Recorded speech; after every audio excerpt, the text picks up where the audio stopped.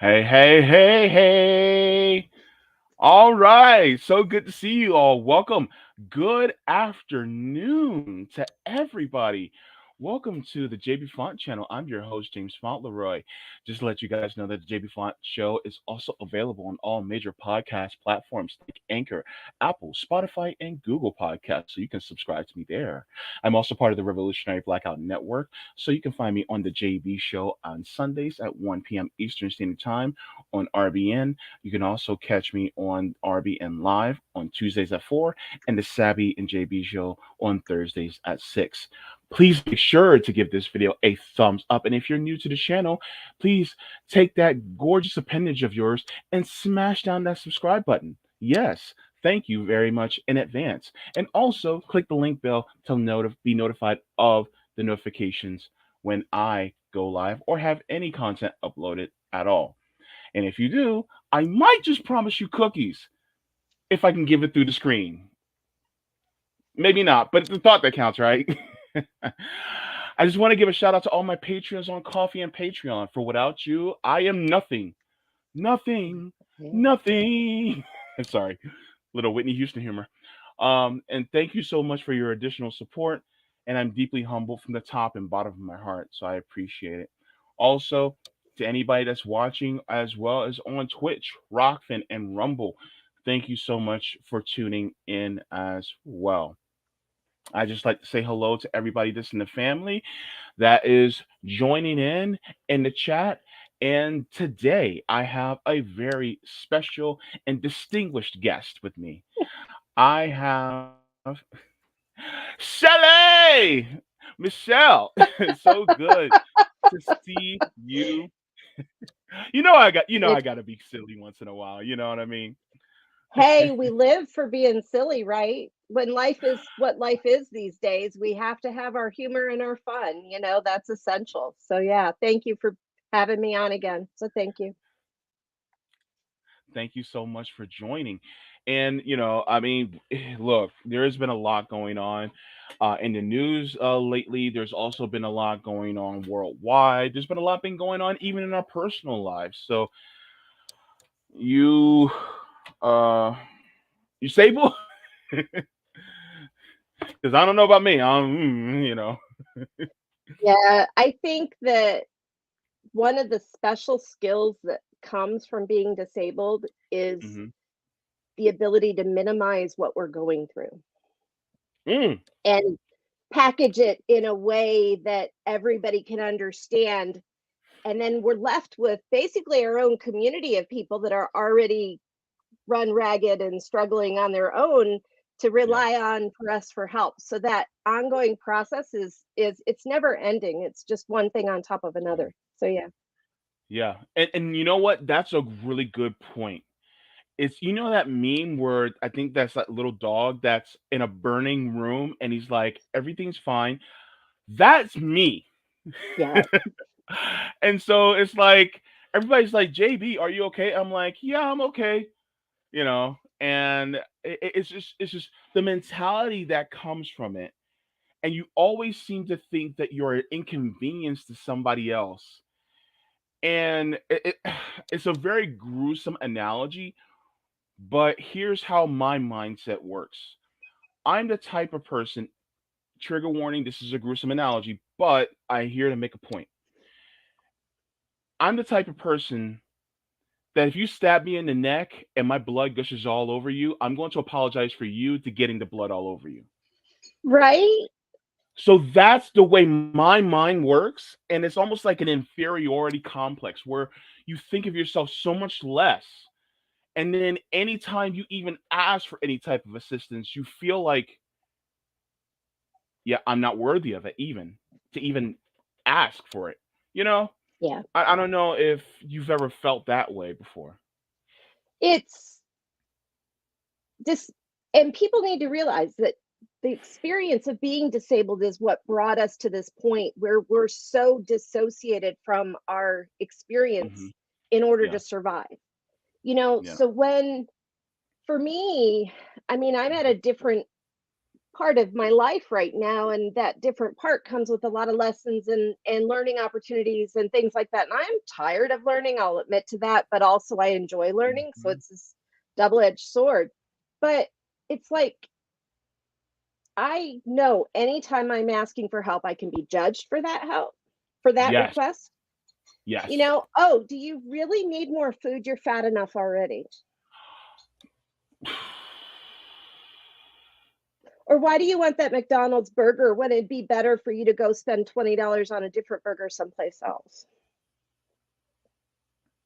Not to Without mention I even can't real. get, yeah. Yeah. No, no, please continue. Oh, I was gonna say, because you and I, we don't cue well with our we can't we don't we're not used to each other yet. We'll get there.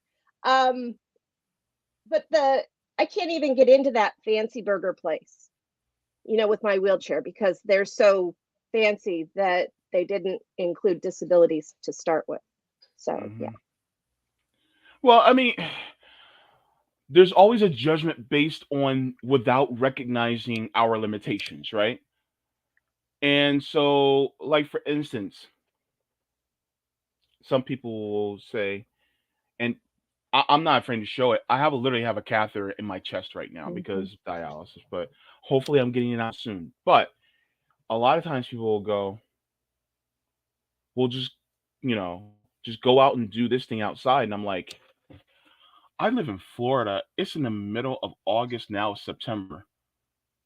And you want me to go outside and sweat and get this thing wet? And the thing is, they don't know my limitations. So, for instance, last time this thing got wet, last time I sweat, I almost went into septic shock and I was in the hospital for Mhm. 5 days in the ICU. So I'm not trying to have that happen again. So sweating's not an option for me, right? With this thing in my chest. And once it comes out and heals over, then yes, I can do that. But even still, I still have energy limitations when it comes to things like chronic fatigue. So, when it comes to our limitations, some people are just so ignorant to that fact. And so it's just like, okay, a few months ago, my, comrade from RBN, Rome, was down here for Tour for the Poor.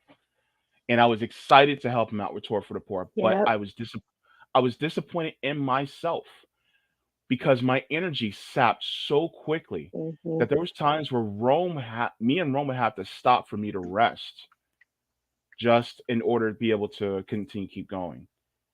Right. And there was times where I just couldn't keep going. And Rome was running circles around me.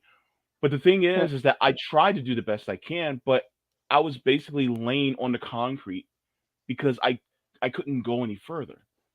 Yeah. And So so JB, I go just ahead. want to interject real quick in that there is a way Mhm, to create an event or an engagement that is more universally designed and more thoughtfully designed that would mhm, facilitate you engaging to your full capacity for as long as you can. And then they'd have a rest place for you to go when you needed to lay down. mhm, Disabled activists have done that before, in mhm, California, especially, where they had a self care float in their march, where anybody mhm, who got sick or got tired could go and rest. And they were not judged for needing to rest. And that's mhm, the difference. And that's the difference, that the learning curve that I think a lot of people have to realize, that in order mhm, to get to a better world, we need to facilitate everybody showing up when they can, how they can, and not extract too much from them, but rather regenerate them in ways that builds going forward. yeah.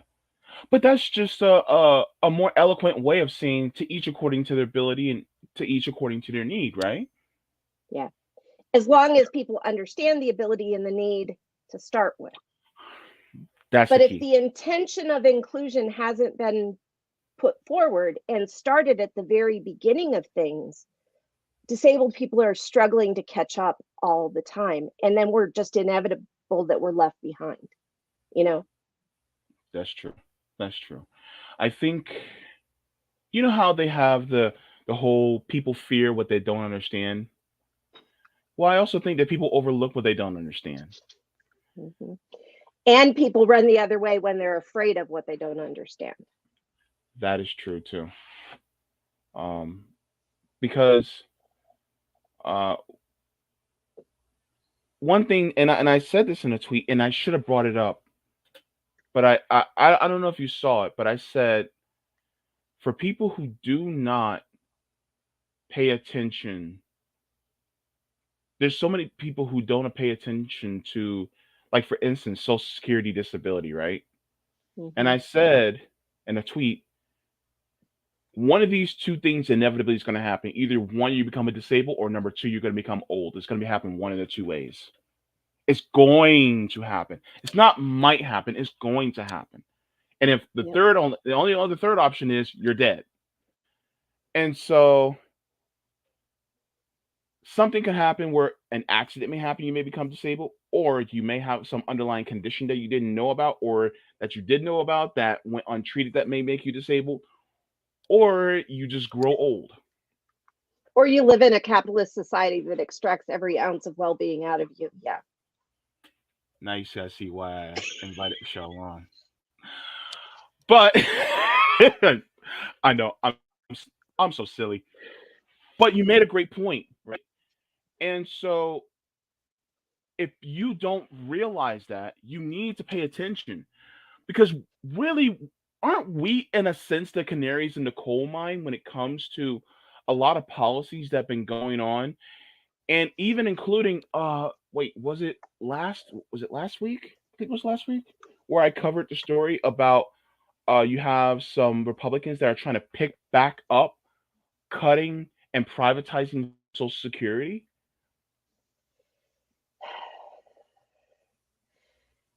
So the thing is with all of this, and I put Alice Wong, I want to call Alice Wong into this because she was one of the first oracles that started talking about canaries in a coal mine and disabled people being those Mhm. oracles for what's to come. Yes. Um, and she has a book that just released today, so I do want to amplify that that book is awesome. It's like The Year of the Tiger. It's her memoir, and she talks about her experience. But with Hmm. that, you have to go back a little bit further into policies and procedures and practices, much like it's not the same as racism, but racism has a long history that goes back. Yes. Disability does as well. And that long history has created a scenario in 2022 Hmm. where disabled people are devalued and pushed aside. And Yes. we are similar to unhoused on the street, people that are unhoused, where it's like you're constantly, you can't look at them because you don't want to admit that this is a product of what we do. Yeah. Yeah. The same with disability. We want it to be the individual's responsibility and only the individual's responsibility to fix themselves and all that's wrong in their world. When we're navigating as disabled people, we are navigating systems that are inadequate and made to be inadequate because we do not matter and we are considered in the institutional and the legal sense a burden on society. Yeah. Well, Eugenics is real. it is. And I think that some of us suffer eugenics by means uh, of neglect. I think that we suffer that, especially in the disabled community. So then you'll have some people that are saying, because I don't know if this was an Onion article. I don't know if it was real. It looked like it was real, but they were talking about how um assisting people, in death could save us money. And I'm like, wait, what? And then a lot of times they'll look at people like you and me and go, well, you guys are just burdens on the system. And it's like, how are we burdens on the system? And this goes into the thinking of economic or labor value versus human value. Mm-hmm. Yep. And so my question to you is, and I said this before, and I don't think too many people really push back against it because it kind of makes sense. When you look at a baby, it can't really do much. It can't produce anything. But we put so much human value, so much intrinsic value in a baby that we're like, yes, this is the future. we have to take care of it as much as we possibly can, right? Man, Mhm. you see how many political ads talk about the children, the children, the children, the children. I believe the children are our future. So they talk about that, right? But here's the question: why, in a capitalist society, is it that children are regarded so highly? I say it's actually less about their human value and more about the Mhm. potential labor value that they hold up. Yep. Because the thing Yep. is, if they really cared about the actual human value of children, then you would care about the human value of adults as well. Because Mhm. guess what? Children are just adults in training. And the thing is that people don't, and this is what gets me on in my head. It just chaps my behind, right? Is when people talk about, oh, we cut child poverty in half. My thing is, number one, that actually wasn't true. That they didn't cut child poverty in half with that child tax credit. But anyways, that's a digress. But my thing is, if you really want to cut child poverty, then you also have to cut poverty for their parents too. But what about their parents? They're adults. But then we put in our mind, well, they have this responsibility on themselves. It's not a community or societal responsibility. It's not our fault that the system, even though the way the system is, they were in that position. So therefore, the idea of a actual applying human value to people is just non-existent. And Right. so it's like, and this is why, like, a lot of us, we were taught, you know, especially in the black community. I'm gonna say this: is that as soon as you consider it legally an adult, get out my house, get Yeah. out, Yeah. And so it's like, but don't I have human value? And I feel Right. that's what the divide is between with people, how they view us and how they view, you know, typically able people. You know what I mean? Right. It's intrinsic value within capitalism is based in our means of production. So automatically it's based in, and if even so, I struggle even with Marx and with a lot of the socialism framing because the socialism isn't deliberate enough about meeting human needs. Hmm. It's deliberate in the sense of, ownership, mass ownership, community control, all of that stuff. But any system we create within the toxic systems that we're currently in is going to replicate the conditions of capitalism and the beliefs that are based in capitalism. So Yeah, capitalism, racism, ableism are all intertwined. yeah, I grew up in a family where it was wake up and pee, the world's on fire, and look out for number one, and survival of the fittest. And yeah. then when I became disabled, of course, I was the black mark on this family. Because up Ah, until that point, I was the good little girl. I looked forward to going to school and advancing and doing different things, all the while being in a toxic, abusive household that led to more trauma, more health struggle, more life struggle as the world went on. But it's like I've found a home within, especially the indigenous, queer, black and brown, disabled activists that put forward disability justice as a framework as opposed to the disability rights model that is so white. Because we all need to have value, and by refusing us that value that is inherent in just who and what we are. It doesn't matter that I need a wheelchair to get from point A to point B yeah. unless and until there's a barrier in my way. And that barrier is 10 degrees out of my control. So why is it that I'm the one responsible for fixing the barrier? Yeah, it's not like you asked to be in that position. Right. But I am judged. I am judged for being a fat woman. I am judged for being in a wheelchair. I am judged for every emotional response I have. I am judged for, within the medical system, I'm judged for having too much to deal with. I'm judged for not working hard enough when I bust my butt all the time to be to fight the system that is set up to kill me, so that, I have to actively advance things before the system can drop the ball. And then I Yeah. have to stay on the system to keep them addressing it. But all of this judgment is what the podcasts help with, by sharing information and sharing knowledge with other people, by developing a group of people that support you and foster who you are. You have value just because of, we all have value just because of who we are and because we exist. Yeah. Yeah. And that is a really great segue into I wasn't planning on going this early, but I got to share this. And I hope you don't mind, but there was something that you wrote that I was just like, Michelle's on point here.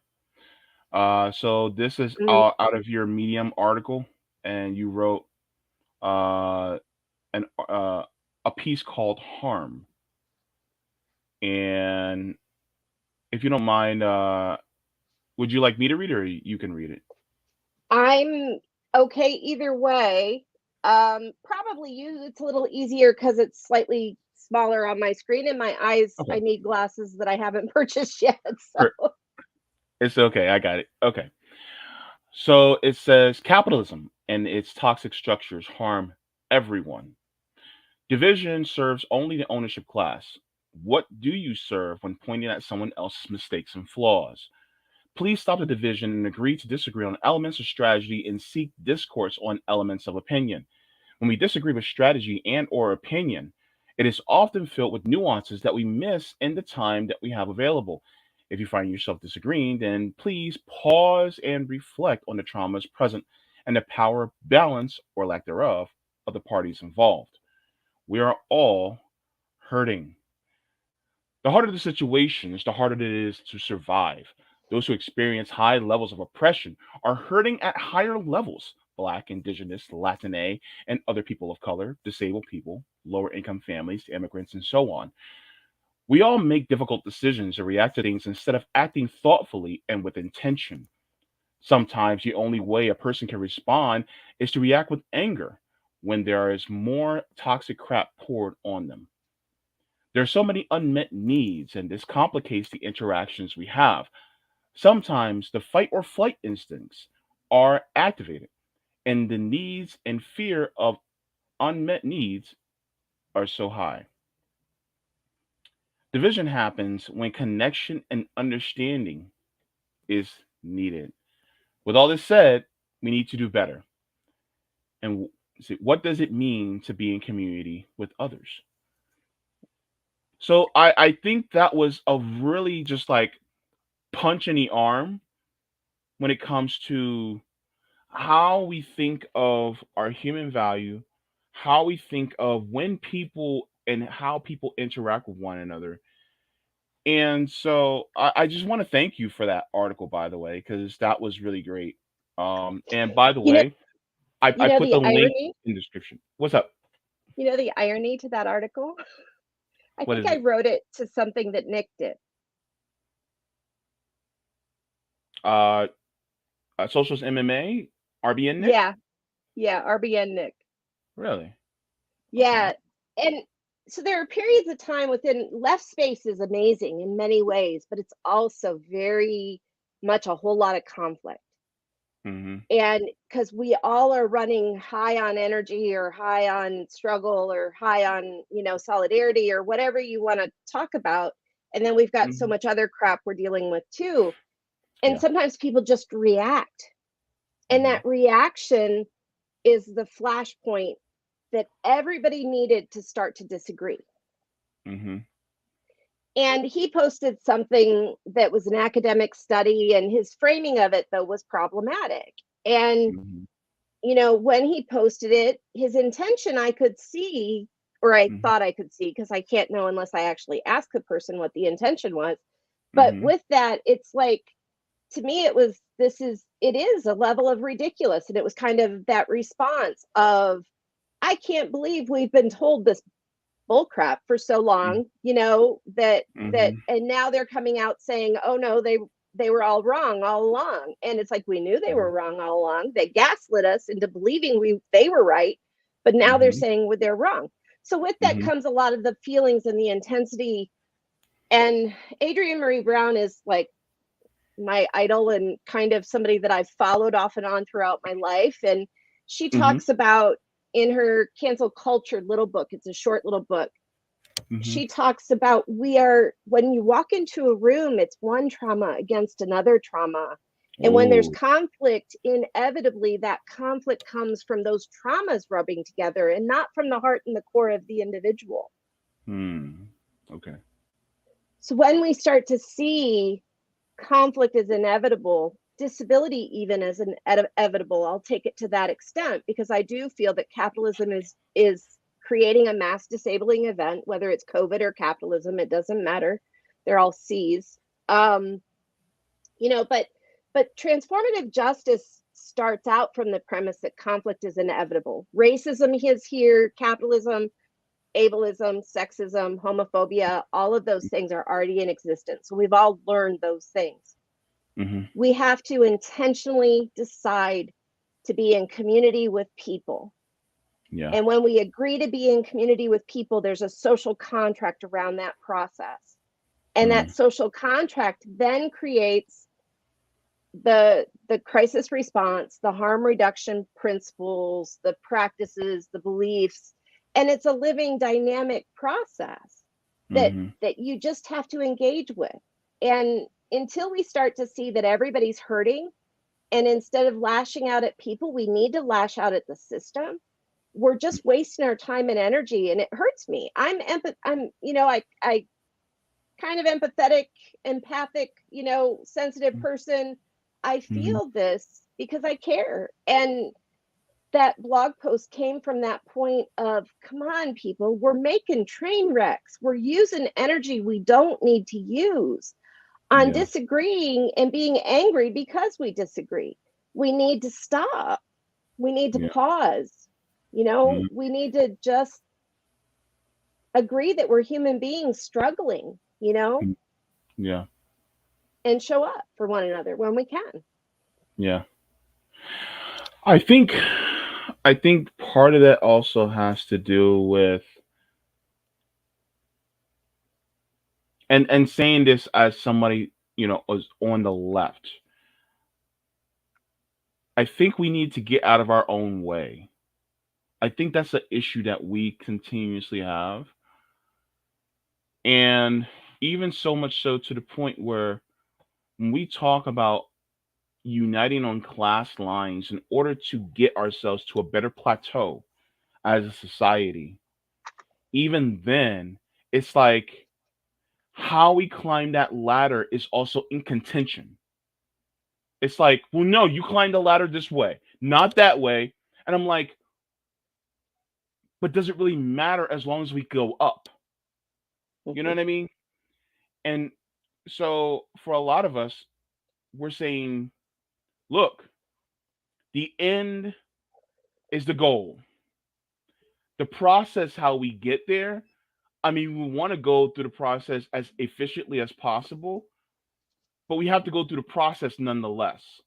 And the process means that going by class unity so that we can get ourselves to a point where there's more racial, economic, uh, disability justice, justice for those of us who are, part of the queer community.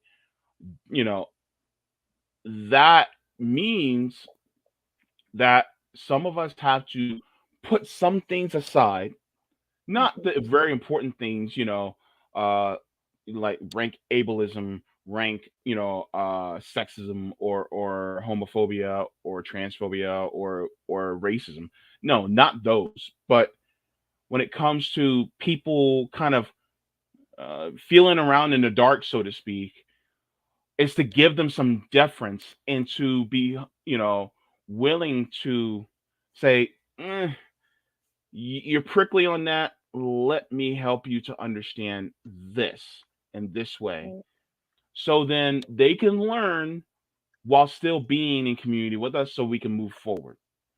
And I Right. think that I think it also takes some humility for those of us on the left, because like Sabby said a couple weeks back, and I'll say it again, some of us can be very condescending, and Hmm. we need to blunt that, we need to shave that down, because the thing Hmm. is this is why some people just do not want to associate with us, because they feel that we look down our nose at them, and we're probably correct on so many things we're correct on, to the point. But the thing is, even though we're correct on so many things, we also got to remember that we can be wrong on some things too.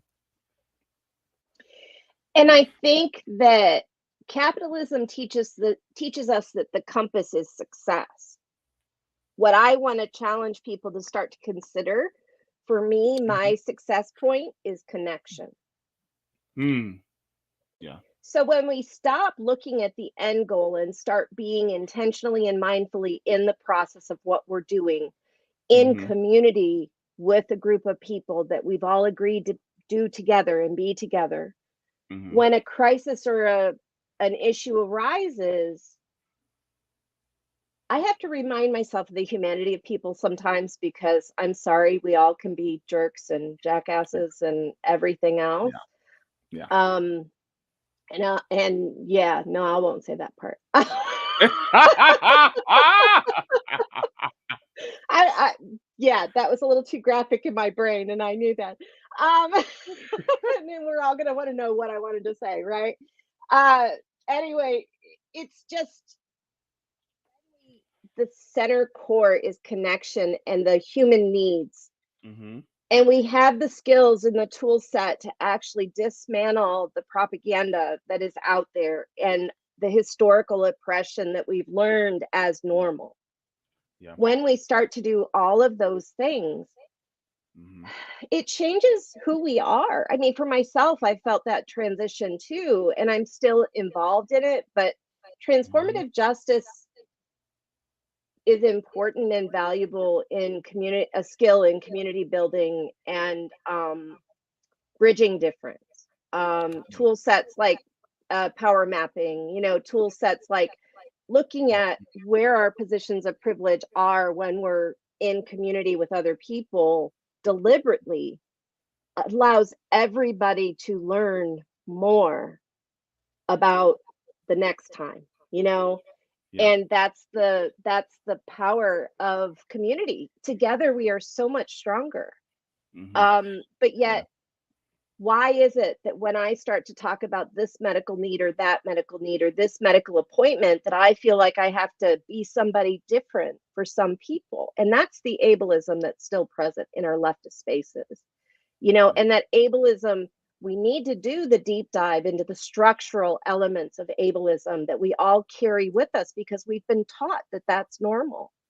And until Yeah. we unlearn that, nobody's going to realize that it's not the disabled person's fault. It's capitalism, it's the structure, and everybody is responsible for addressing those deficits, in society, not in the individual. The individual's perfect as they are. They're exactly how they are in that moment, who they're supposed to be, right or wrong. If they want to be an ass in that moment, that's who they are. Something made them be that ass. Hmm. So how do we create a different world if we're re-implementing the structures that are currently toxic to so many of us? And Mm. that's the part that I think we still need more deliberate, intentional time discussing and looking at, especially within the theory discussions around all of the elements that people want to bring forward, you know? Mhm. One of the things I want to bring up is CJ is in the chat. So our pal CJ is in the chat. So good to see you as well. Try looking in. Um, but there was something that I really wanted to bring out is it's all about nuance and understanding one another. And one of the things that I want to really shine a light on, or give flowers to, is the folks who organized Camp Dada that happened this past weekend. They actually physically got together and taught each other different things as far as advancing ourselves forward organizationally and things like that, which I really appreciate. And I think that's something that a lot of us need to do more of. Mhm. And so that's something I would like to do a lot more of, especially with local people here in my area in Orlando. With people who want to, get together and really push forward a more egalitarian, more equitable and equal agenda for all of us, right? Mhm. Because it's like I said in a tweet a few days ago, by helping you, I'm helping myself, right? Yep. Um, One of the things, and I had a conversation privately with my guest that I'll have, on the special tonight, um, John Stasevich. She's running is an independent for president in 2024. But one of Nice. the things that he said that I I forgot this phrase, but it just like it hits me like a ton of bricks now, and I really want to implement this more. Is he said it's not about who is right, it's about what is right. Right. And so I think that's something that a lot of us, once we start to keep that in mind about what is right instead of who is right, I think that is also a huge help to us because then it takes the ego out of it. And I think that's one of the biggest things. Americans. I'm gonna stop. Trying to stop saying Americans was there's multiple countries in America, but Right. USians, we are a very egotistical people, Mhm. very ego driven, and it's very, this is America and we can do this. And I'm like, can we though? I mean, there's other countries that actually literally have more of the American dream than this country does. And so I think we need to take our ego out of it because Mhm. we view other countries as competition. And I tweeted this earlier. I said the best method for our survival and even to us thriving is through cooperation and collaboration. But that means that you have to put your ego to the side. Yep. Capitalism is a very egotistical institution, very egotistical thing. And I think that in order to have something that's more cooperative and collaborative, we have to actually have to have a system that encourages that rather than stifles it. Yeah. I went to Japan as a foreign exchange student when I was 15. Oh, Um, okay. and in the preparation for that trip, we kind of explored the egocentricity of the United States, the residents, people in the US. You know, Hmm. how ethnocentric we are. Hmm. We think that our experience is what everybody wants and what everybody is looking for, and all of these other things. So, Hmm. living in a country where everybody was somewhat shorter than me, and they were all kind of different from me, taught me a lot about that ethnocentricity, also about being white and being, the difference of diversity and the difference of oppression in different Hmm. positional privileges and stuff. But it's like ethnocentrism is like what we're doing is right. It's always right. And then you go to the arrogance of power and you have that added layer of we're right. We want to occupy the world. We want to colonize the world. And they don't realize that's what they're doing in the actions that we're doing. But I want to go back to the point you made about it's not that we're right or wrong, it's that the situation or the solution is right or wrong. And I think that that's also a part of looking at intention versus impact. When we're in community with Mm. people, the intention is to be in community with people. If you step outside of that intention, you can call somebody on that intention. But on, hey, I want you here right now. Can we be Yeah. present with one another? If you're struggling, is there something I can do to help you stay grounded or reach grounded again? Versus going into, and it's hard to do this though. It's hard to stop our programming to Hmm. see the human being that's across from us, that's not a dollar sign, that's not a bucket of needs. It's those Hmm. human needs. So how do we do this? And it's a whole lot of planning and being different from what we're used to is what it is. Hmm. And I think most US residents, I'm going to correct myself too, Hmm. um, most of us kind of, that's the scarcity thing going on too, is we know better, but yet we don't have the time to actually do better. And Oh then yeah. we get tired, and it's like, no, I just want to go to my safety of my home and do everything else. Yes. Yeah, and it's like, how do we build better? How do we connect better? How do we create the solutions that are so needed right now, within too many systems? And corporate backed parties are not an answer to that. Corporate backed parties are never going to understand the human need, because they don't want to look at the human need, because they Yes. want to look at what makes them money Yes. and Yeah. what supports their power. And it's like, I'm sorry, people, I'm tired of supporting your power. It's time to support people power. And let's Yeah. get some more people fighting for people power and take these spaces back, So. Yeah. I'm tired of paying for somebody else's yacht. I'm tired of it. I'm tired of paying for your second, third, and fourth and fifth house. I'm tired of you taking and hoarding the dollars that are circulating in this country and putting it into the Cayman Islands. I'm tired of it, and I don't want it anymore. And the thing is that, and I always say this: everybody wants to talk about personal responsibility, but they never want to talk about community responsibility or social responsibility. And we are all related. If you want to go at it from a theist angle, well, we're all created, under one God or whatever. If you want to go from an atheist and science related, we are all cousins. I think at the max, I think we're all like eighth cousins.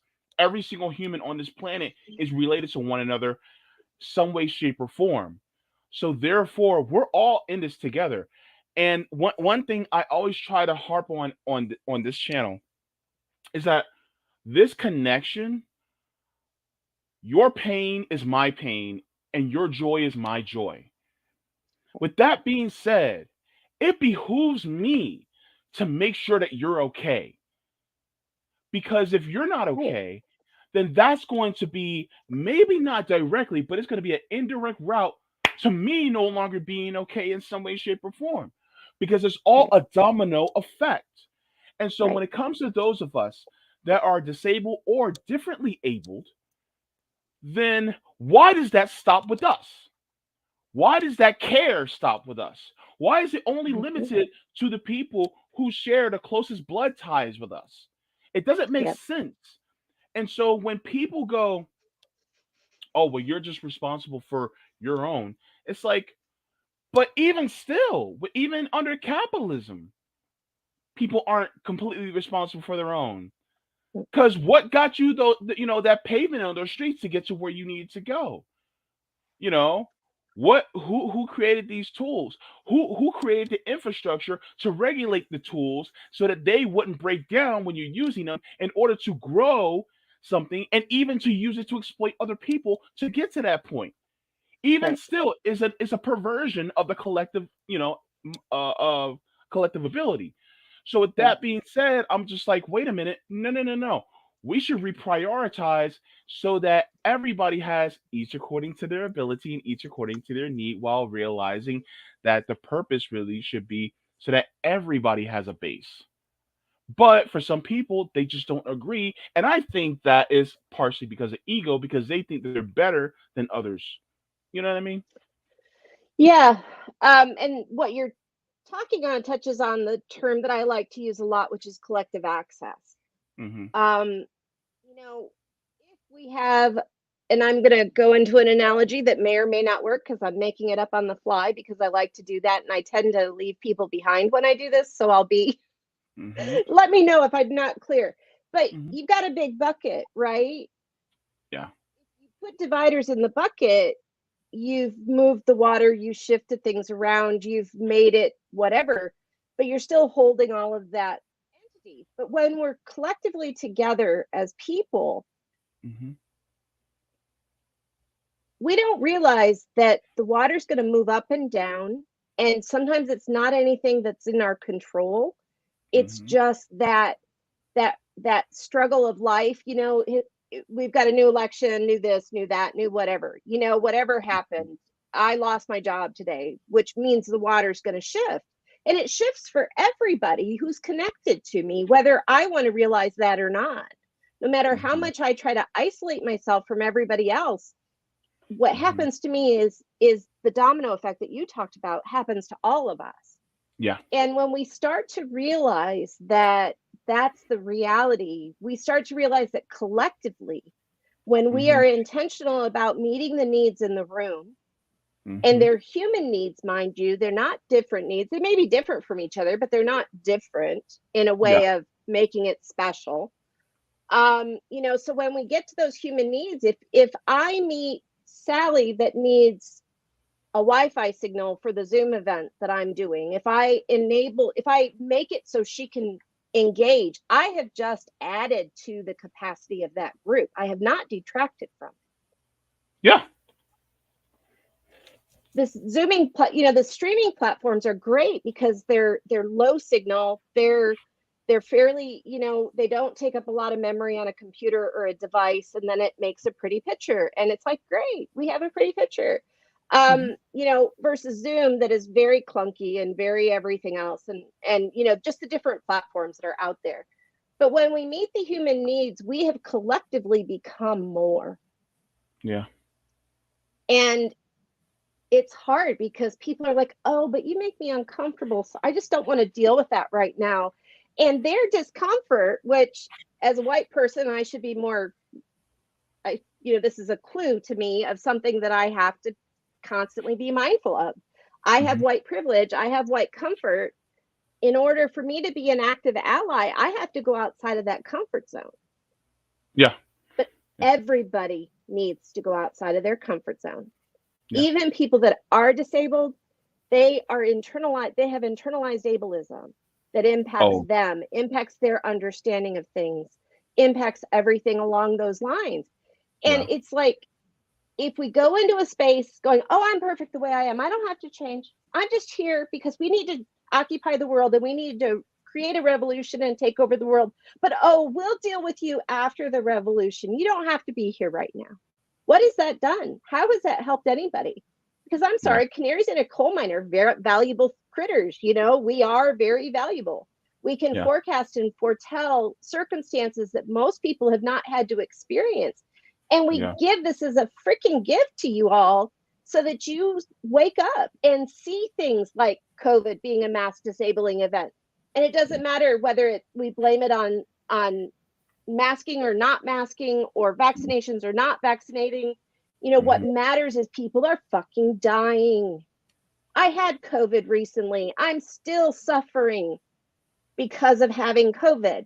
I don't need more disabilities, yet you all are saying, oh, the pandemic's over, let's throw everything up and go out and everybody can just be, happy-go-lucky capitalists making more money for the capitalists so that we can survive. I'm sorry, you're killing me. And instead of holding on to, I'm right, my understanding is 100% right. And you're right, your understanding is based in your lived experience, and you have reasons for believing that, just like I have reasons for believing it too. And my reasons are based also in my experience, which may or may not be what the CDC is actually promoting as what's just or right or wrong. But we all have to check it. It's funny, in many years of therapy and treatment, there was this one phrase that pissed me off because they were talking, it was cognitive behavioral therapy. With cognitive behavioral therapy, this one program I was in, it was an intensive day program to help me through a difficult time. It was catch it, check it, change it. That was their mantra that they wanted us all to learn.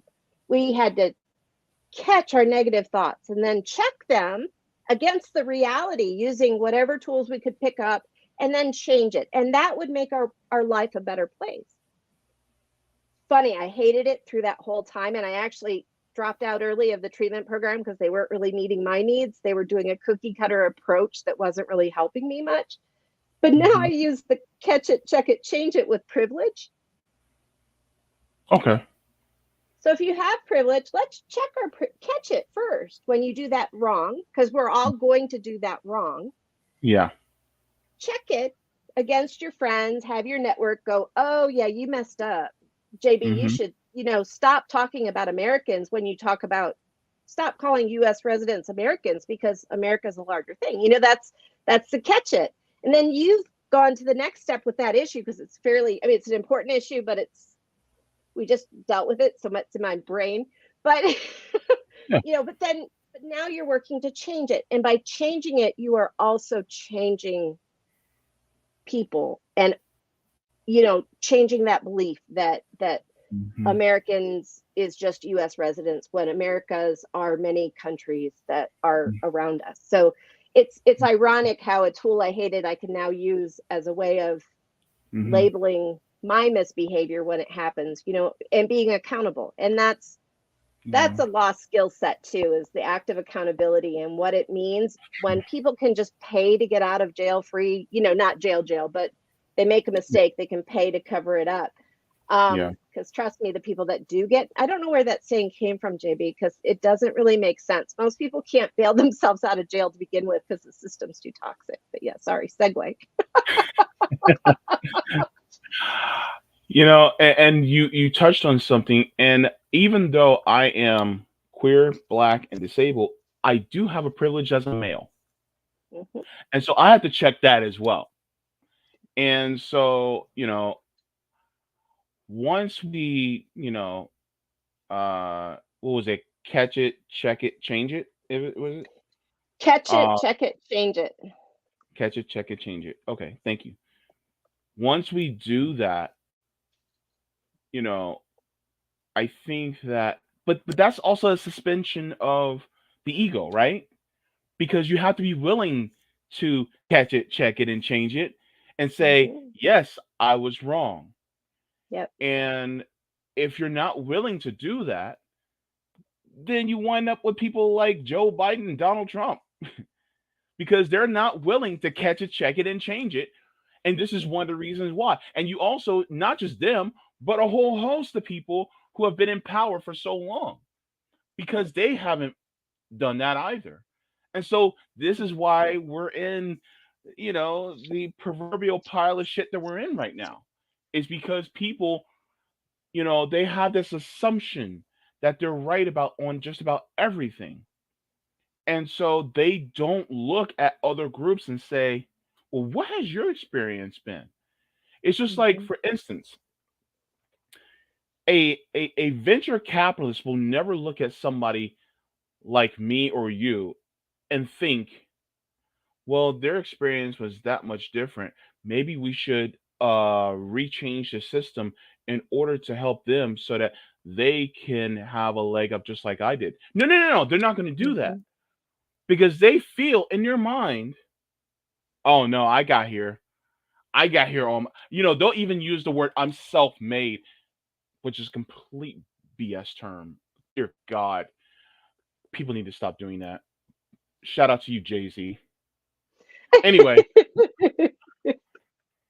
and then on top of it, what a lot of times what we'll do, and this is the point that I also want to make, is that we'll use this ego in order to make other people invisible, like for instance, the homeless.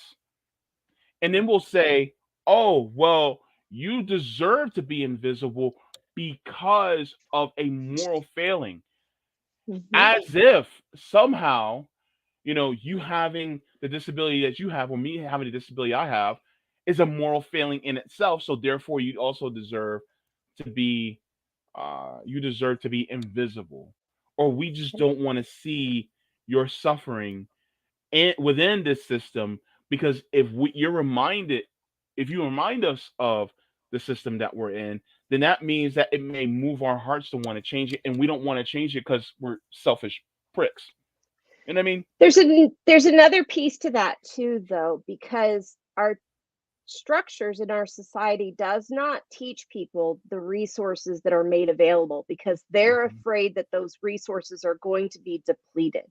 mhm, So with that, when you think of uh I lot brain fart, uh my can't remember shit, my CRS syndrome kind of just got activated. Um, Okay. It is but okay. that's I shared the thing of the idea park with you that I do when I'm in these spaces, and Mhm. it's because things like this, everybody has them. It's just some people have better tools than I do, and Mhm. at Yeah. times those tools, and they have more resource to pay for those tools too, which I'm learning Yeah. that's a beautiful thing when you have money, because you can do so much more to make our life a little bit easier. But people Yeah. don't realize that it's hard. Being poor Yeah. is impossible.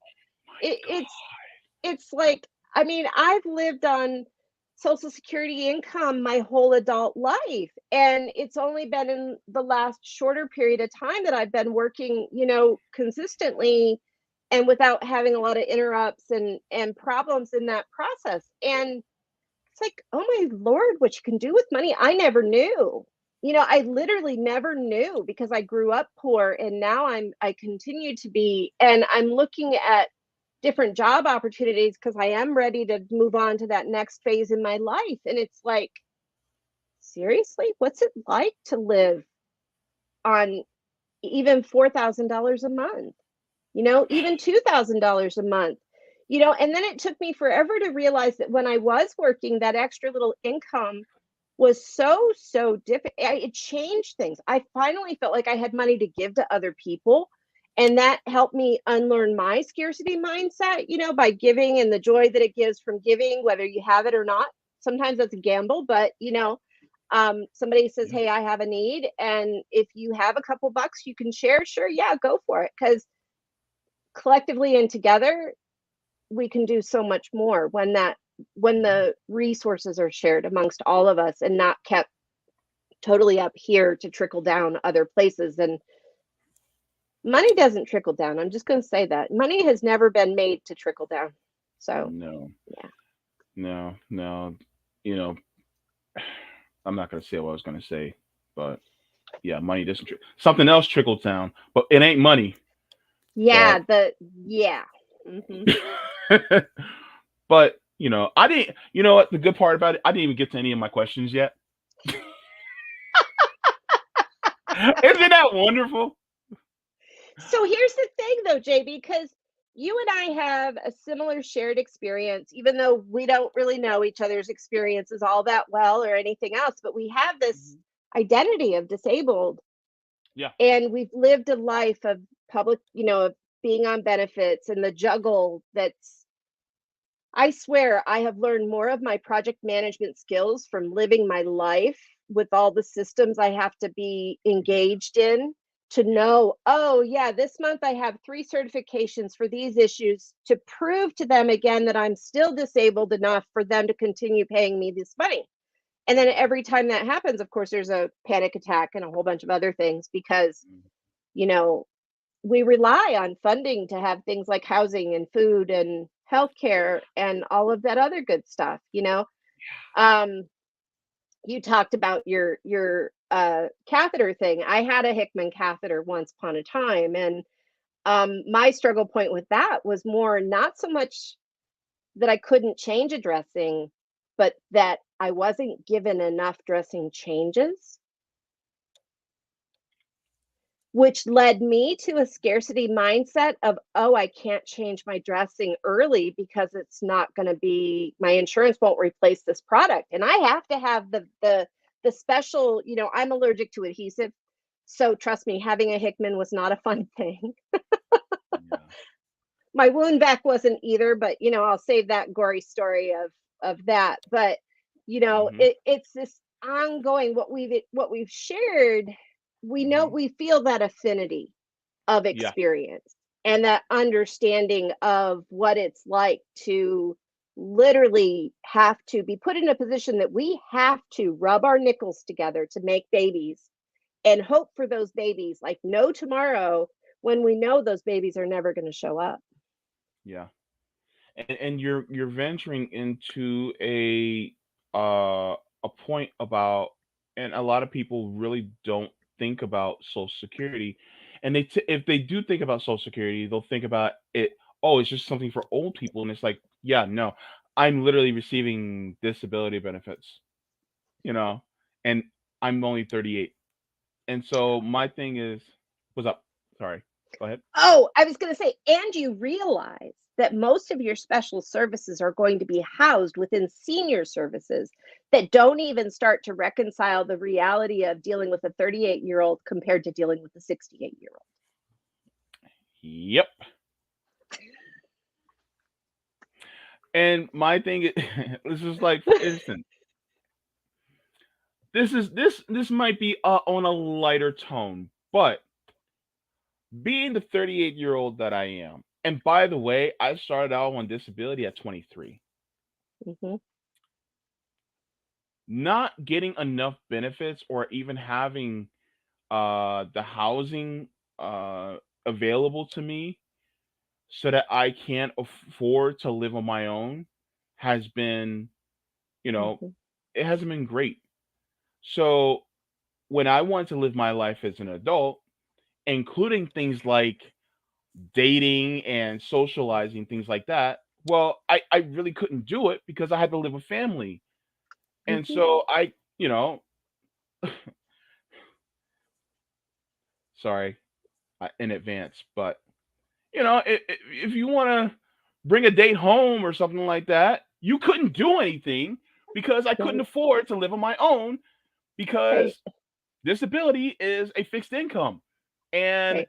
it was, it was very close to how much I made in rent. So therefore, I couldn't do, as far as dating that I wanted to do, or even things like, going out just to relax on an afternoon in a park or something like that. Like there's so many things that I wanted to do that I just couldn't do. And Right. the thing is that even still, even if it's built for seniors, I'm like seniors still want to do those things too. Right. So Yeah. go ahead. I've lived with family most of my life too. The funniest, I think, and I have to interject this because we need a little bit of humor right now. The funniest period of time was when I was living with my mother still in Indiana, and Hmm. we developed this sock on the door on her side. She needed to put a sock on the door to keep me away. And for those that I need to be more explicit about what a sock on the door means, it means these Oh kids no! are knocking right Oh now. no, Miss Michelle, I understood everything. Please continue. This is getting good. I wish I still had some tea. I'm gonna Right. take a sip of water while you talk. Okay. It just that was when you live with family, you also live with their upbringing too, and their rules and their requirements and all this other stuff. Hmm. Um, and it's one of those things that it's like, my mom would call me up and she'd go, "Hey, I know you just finished your appointment, but could you go shop for a little bit longer? My friend's coming over." And my mother literally just and I shouldn't say this, but my mother liked sex, and she had a healthy sex relationship with herself as well, and I applaud her for that. Me too. But she also had the worst choice in men. But I think that comes from, again, our upbringing and our how Yeah. we're trained and what we're shown is what's right or wrong, and all of those things are just based in beliefs. And I think Hmm. that that's as adults that live with our families, we often don't have the time to explore what it's like to be alone. Hmm. Also, add in on disability benefits, you're living with a check that you receive once a month and you don't have enough to cover the full month. So you literally could go on a date maybe to McDonald's once. Let's go on a shared date here, or you're relying on the other person to pay for it. And I don't know, it's kind of nice to be able to give people things, but it also kind of sucks to always have to receive things from others because there is enough of that capitalism still in me that says I need to produce too. Um, but then it's like, how do we dance with that? How do we reconcile that our production level is different from everybody else's? And the system is made to not accommodate my difference Yeah. at a time when, and trust me, disabled people have sex too. I don't care what people think, because they'd rather us just go away and hide that reality, but we're pretty much similar. Yeah, we get it in. When we can, how we can, and as creatively as possible. Very creatively. I, I'm gonna move on, Miss Michelle, because people are gonna start looking at me weird in the chat. I know you guys are. I know every single one of you are looking at me weird in the chat. I know you are.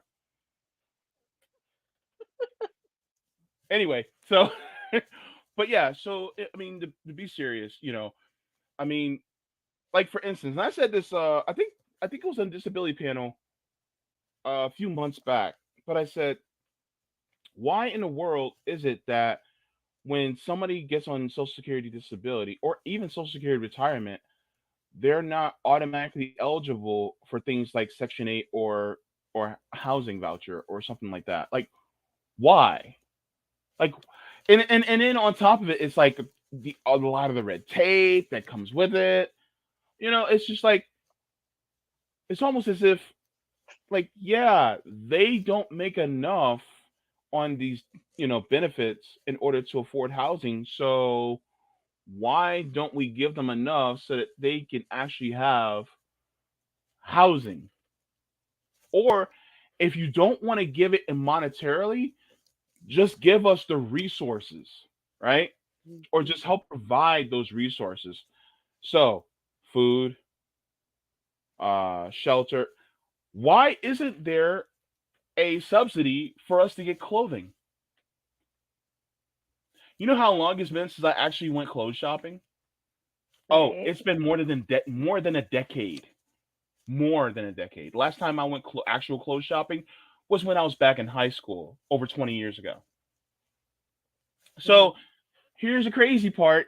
It's like, you know, but then there's this, well, you guys don't produce, so therefore, why should we take Right. care of you? And it's like, but I thought I had human value.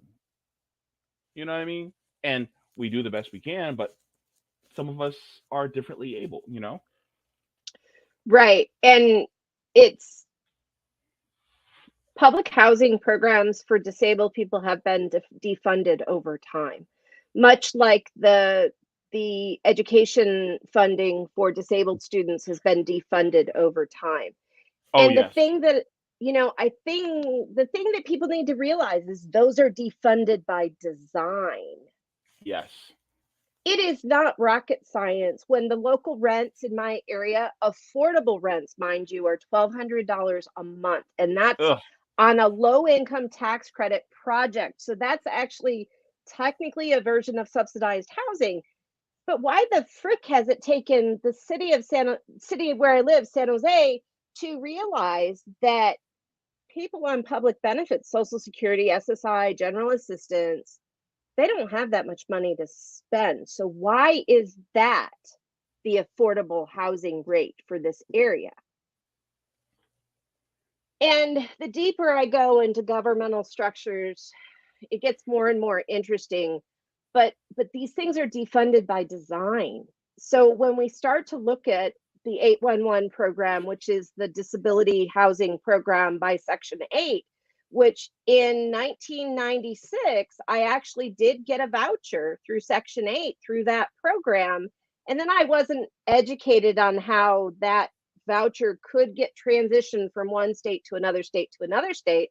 So when I moved from one state to another, I lost the voucher, which was like, that could have been for some people a death sentence, Yeah. because we can't survive anymore. We've got public benefits that are here and we have cost of living that's up here.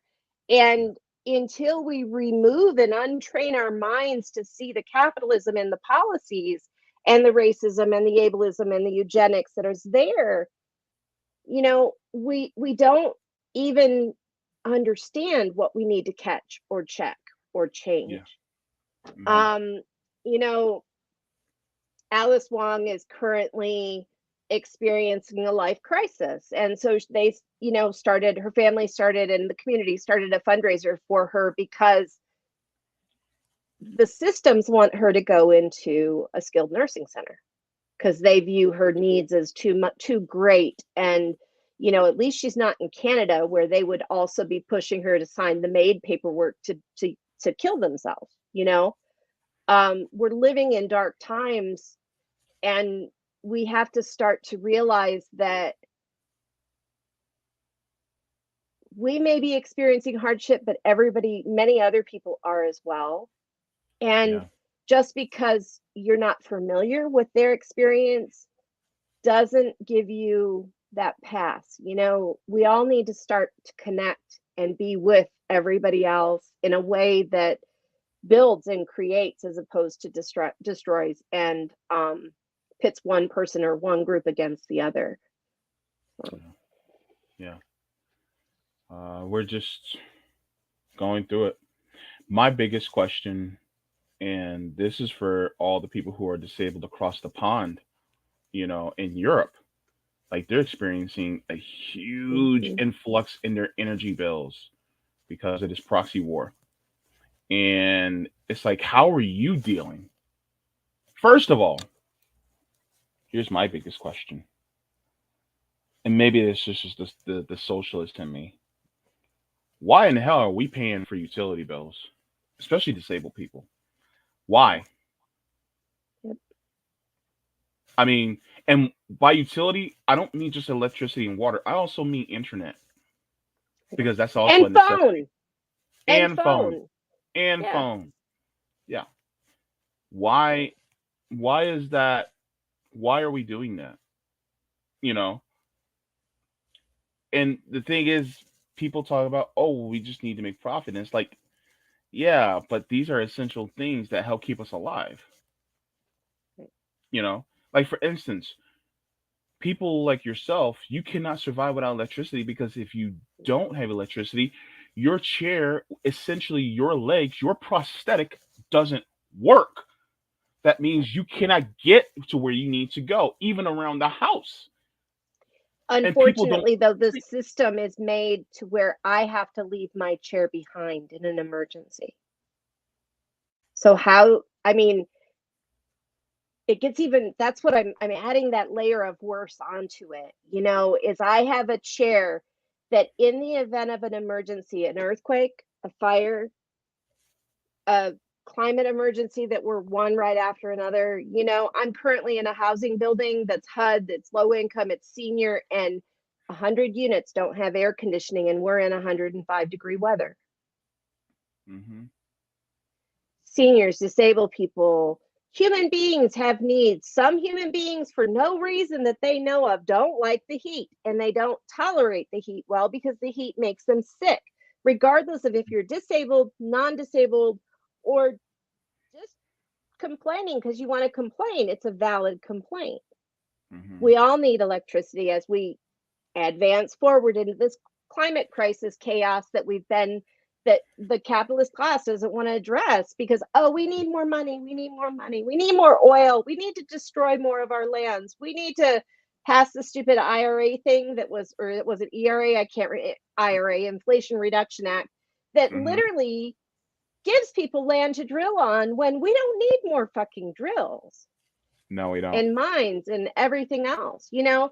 But it's it's tiring, it's draining, and it's like I look for those spaces of regeneration, and that's actually ironically I've kind of found that via CJ and doing these podcasts because connecting and talking is it's refreshing to have people that understand and want to put forward the needs of human beings in our world in today's day and age. So yeah, I appreciate y'all. Yeah, definitely. And, you know, I definitely appreciate being able to have these conversations because they're absolutely necessary. I love creative experiments added to this conversation. They say, not to mention oxygen concentrators that need electricity and kills people when the power goes out. Yeah. Wow. Yeah. And the thing with that, there are programs in California, especially like with the heat waves and the rolling power outages that we've started to experience. But those Hmm. programs are mostly created by non-disabled people. Even if they're implemented by disabled people, there's such a learning curve to doing it. My mother was on oxygen prior to her passing, and I had to get my head wrapped around the difference, because my wheelchair, it can go a good distance without needing to be charged. But her oxygen generator, she had tanks that would last 2 hours, 2 to 3 hours. But if we had the power go out at midnight or 2 o'clock, 2 in the morning, and she needed oxygen through the rest of the night, what are we supposed to do? And we don't have power. And I'm Wow. sorry, backup generators are hella expensive. And then you have the gas ones that would just make everything toxic in your space anyways. But um, there's just, it's just the complexity and the lack of the systems built with intentionally trying to make people not want to be on public benefits. And Mm-hmm.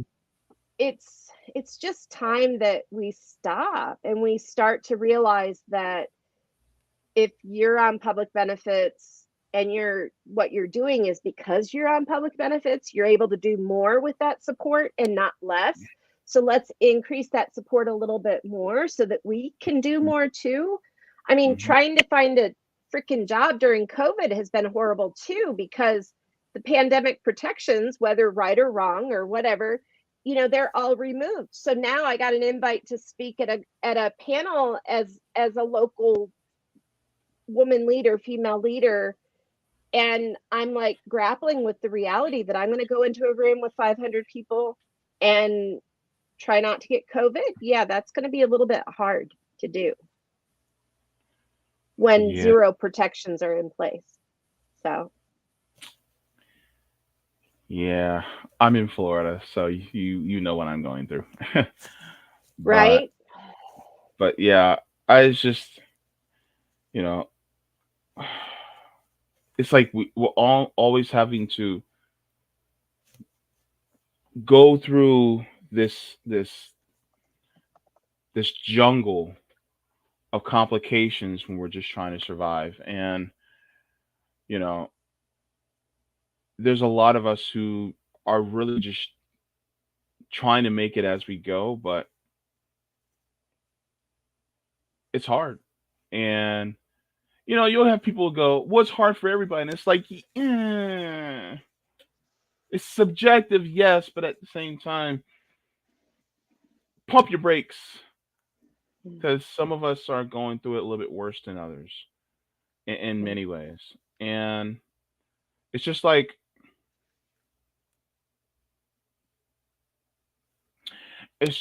when someone who's poor and white goes, "I don't have white privilege. I've been poor my entire life." And it's like, Right. yeah, no, your privilege isn't because of your economic situation. It's that your life isn't made harder because of the color of your skin. Right. So when we talk about an able privilege, it's like your life isn't made more difficult by your ability, within this system. Mm-hmm. So people who are more able-bodied, they don't necessarily have as big of a barrier between their means of survival than we do. Right. And so there's a lot. And just like Holly Horn said, how many hoops? Too damn many to count. Right. So Right. yeah. Hmm. And that's because I know we have to wrap up fairly soon, but I do want to say budget cuts are coming, people, Hmm. as we reach the consequences of our government trying to hold on to the coffers they have. Those budget cuts are going to impact disabled people probably 10 times more than non-disabled people. Yeah. Those budget cuts literally mean that I have to survive on less, and I've had my in-home care cut before. And I realize I have privilege because I have that in-home care, but I've had in-home care cut, I've had benefits cut, I've had monetary amounts cut, all at times when everybody else is struggling, but yet you want to take away those benefits from me.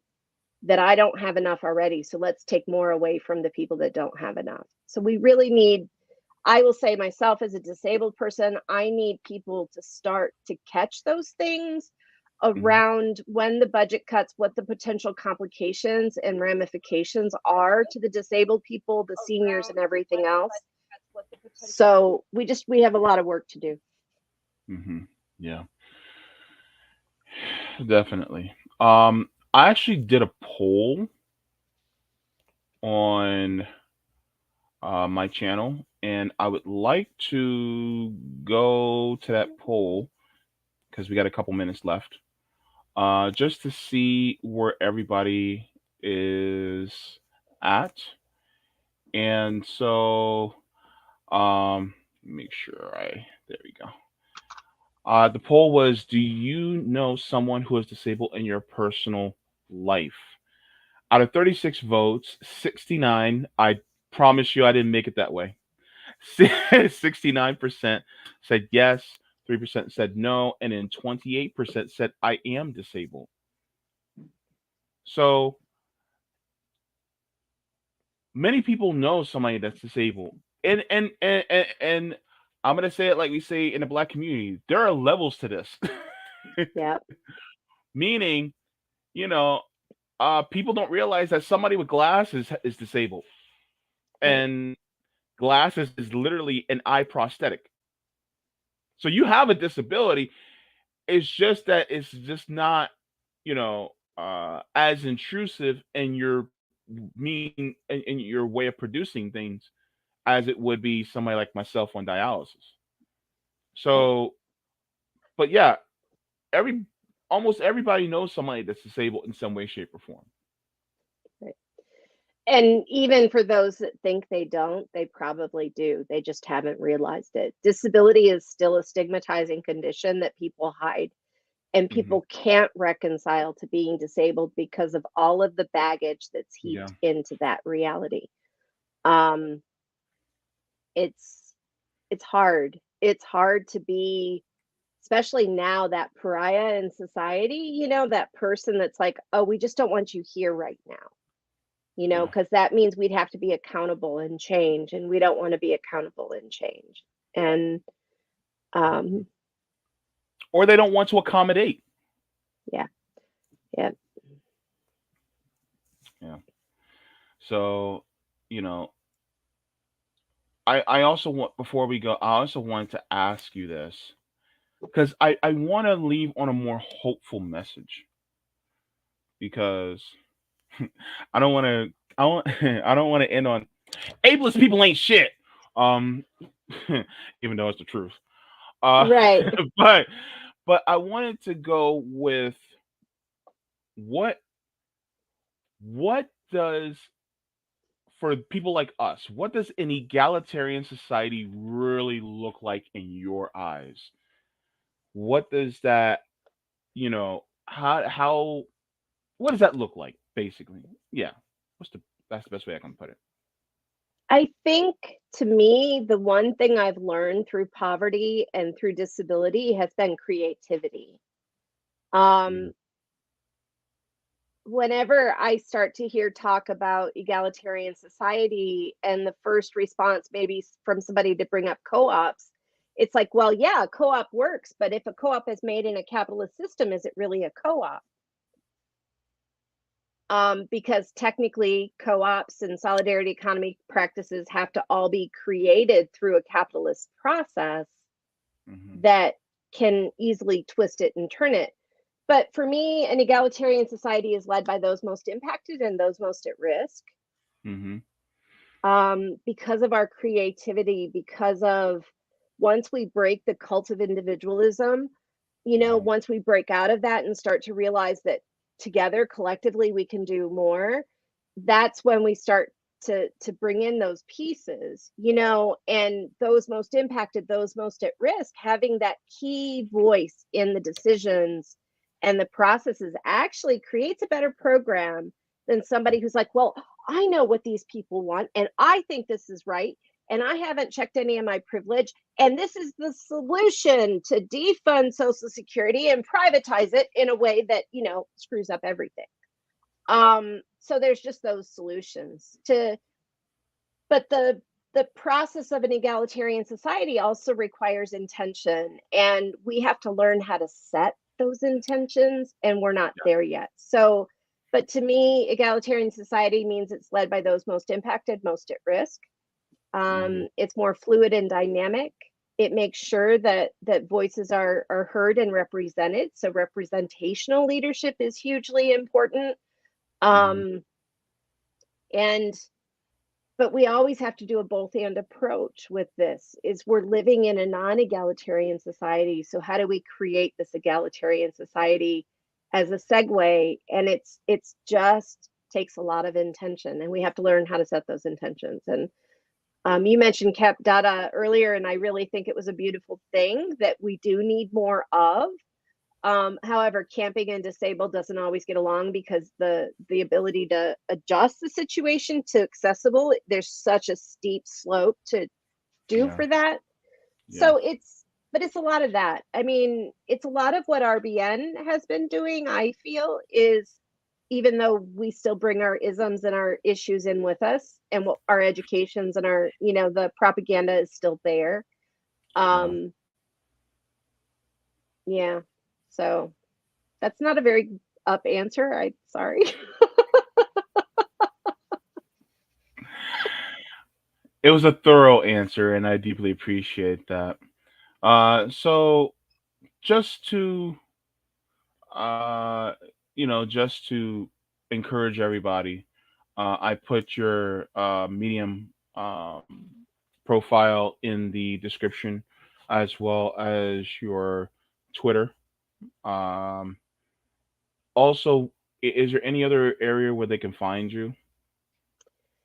Those are I'd say the two primary ones. And then there are links there to like my Give Butter account, which is my my ongoing fundraising to that I'm hoping at some point I can become more of a funder again instead of a recipient of, but for now I am a recipient.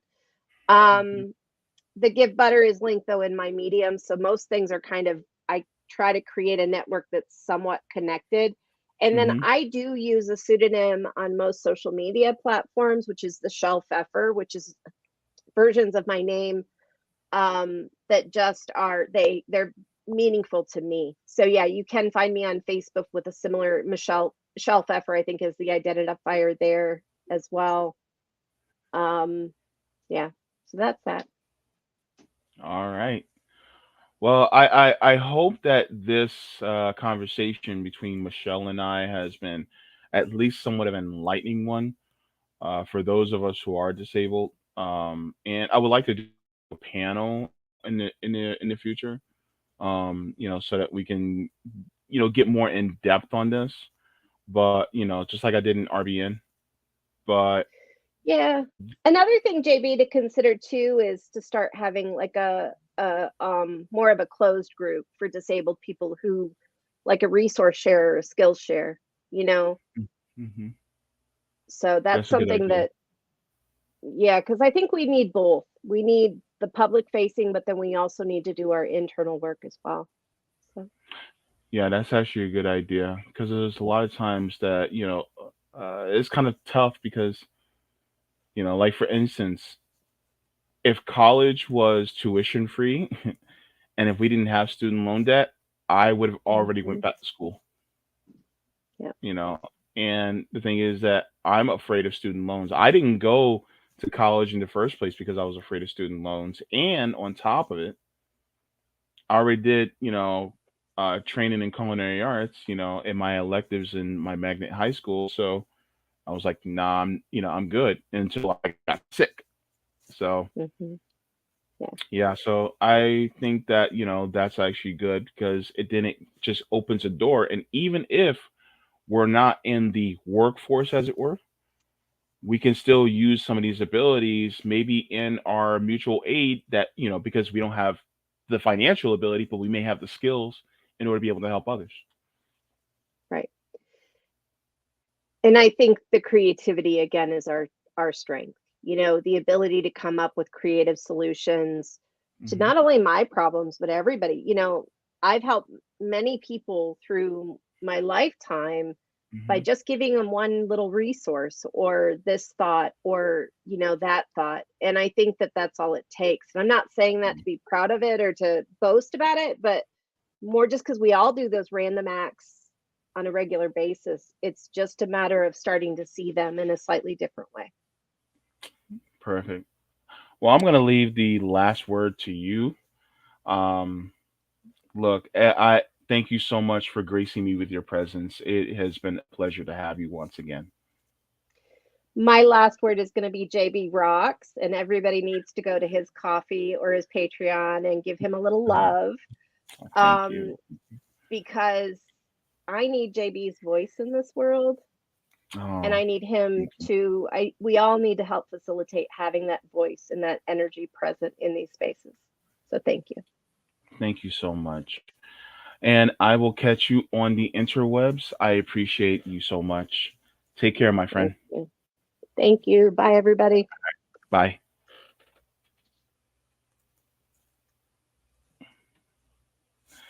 All right. So I just wanted to have this conversation. It is so important the fact that we, have these because, like I was saying to Michelle earlier, those of us who are disabled are typically invisible, especially in this country. We're usually cast aside. We're usually said, you know, don't want to see you, don't want to hear you, until we end up really, making, making noise, so to speak. You know what I mean? And then once we make that noise, then it's kind of like, all right, here, you know. And I just want it to be more of an empathetic look at those of us who are the most disenfranchised and go, well, what about this person? What about that person? And then we actually build a system around making sure that they're okay. And so once we do that, I think that the future looks brighter for all of us collectively. So, yeah.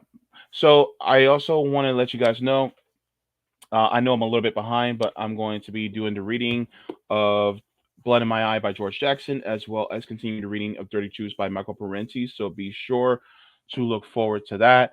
Also, at 9 p.m. this evening, there will be a special broadcast of the JB Font channel. I will be having on John Stasevich, who is an independent presidential candidate running for president in 2024. We're going to have a conversation along with Eric Red. He's going to be joining me as well. I'm actually very excited for that conversation. We're going to be covering a lot of topics ranging, from domestic policy to foreign policy and everything else in between. So I want to make sure that you guys are here for that. Be in the chat at 8:55 this evening so that you guys are available for that as well. And I won't be on the RBN live this afternoon. In fact, I need to leave right after this because I actually have a doctor's appointment. Yep, I'm disabled. I gotta go. So I won't be there live, but make sure to tune at 4 p.m. for RBN live. I'm sure they're gonna have some really great conversations about some good stuff today. Uh, I don't steal, baby. We collaborate, we cooperate. You know what I'm saying? That's what I do. But yeah, he's going to be joining me as well. And I can't wait to have that conversation. Eric has been a very brilliant voice. So I also deeply appreciate him also joining in on this conversation. And be sure to tune in to Savvy and JB show this Thursday at 6. I don't know why I had to do that. My brain just went blank for a second. But make sure to do that. And um yeah, so I can't wait for this discussion this evening. So continuously also keep in mind people who are like me, the people who are disabled in your life. Please just continuously look at people through an empathetic lens. Be kind to others. Holly, I will give your grandmother forehead kisses. Mwah, to your grandmother. And to you too. Mwah. And to all y'all, All right, because that's how JB does. So I just want to tell you guys to water your plants, water yourselves, leave the world better than you found it. Smoke them if you got them, drink them if you got them. If you ain't got them, just laugh and live life to the fullest.